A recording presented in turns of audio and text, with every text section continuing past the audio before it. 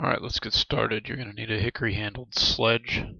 You're going to need a sander with 80 grit. You're going to need your favorite type of glue. Get some spray paint. You're going to need a lighter to clean those ends off. A utility knife for cutting. And you're going to need some 550 paracord. You can see here I'm using an emulsifier. You can use hot soap and water just to loosen up some of those stickers. And then take the blade from your utility knife to get the stubborn pieces off. Whatever you can do with your thumbnails is best, because as soon as you start cutting, you're going to tear those stickers apart, as you can see here. Now grab your sander and we're going to take all that gloss protector off. Pay special attention to where all the stickers were, because they leave a little bit of residue on there. Don't worry about the printing so much. What we're trying to do is to get that gloss finish off so we can apply the glue, and we can later apply the spray paint also. Now take a piece of your sandpaper and hand finish those hard to get spots near the head and at the base.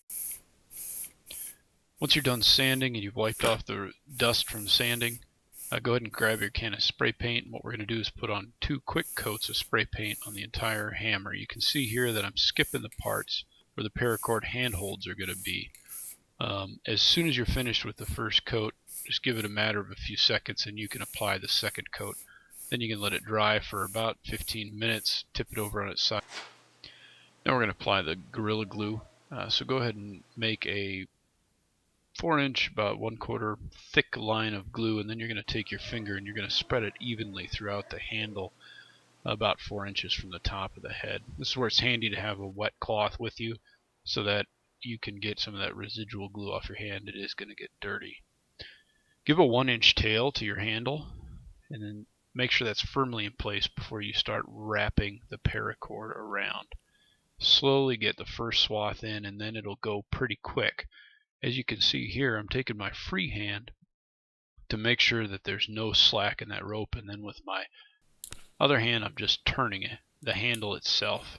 Finish it off by cutting it, then burning it, leaving yourself a 1-inch tail on the back side. You're going to need to loosen those last 4 or 5 rows so that you can tuck the tail back in there, and you'll be able to tighten it as you go back. You're going to make sure you hide that tail so it doesn't get caught on anything. As you can see, you just work it down. The glue is going to keep the rest of the paracord in place, so you won't have anything to worry about there. Once you have it where you want it, just tuck it in place and you're ready to go. Now you're ready for the second handhold, starting about 12 inches down the handle from where you finished the top handhold. You're going to begin the same way. Give yourself at least a 1-inch tail, and then begin by wrapping slowly and then turning as you go. Now as your top handhold was about 4 inches, you want this one to be about 1.5 to 2 times that, so 6 to 8 inches total, because this is the one you're going to use the most, and you might want 2 hands on it at certain points. Again, you're going to want to take the slack off at the end. Make sure that this is nice and tight. Don't worry about it being perfect, because that glue is going to expand. Now you're ready for your third handhold. This is going to be about 1 to 2 inches from the very bottom of the handle, and it's going to be 4 inches again like the very first one. Start the same way and work it through. When you're finished, make sure everything is in place. Let's recap quickly. Watch the whole handhold building process here from start to finish in super fast mode.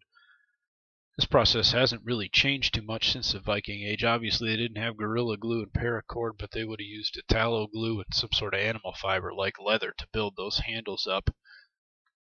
Now as we finish up, make sure that you name your hammer. Because just like a Viking weapon of battle, your hammer needs a name. And there you have it, folks, your very own warhammer just like Thor. Hey, thanks for watching the video. Connect with us on social media at wanderlost.today, and be sure to tune in to Vikingfit for your daily raids, www.wanderlost.today.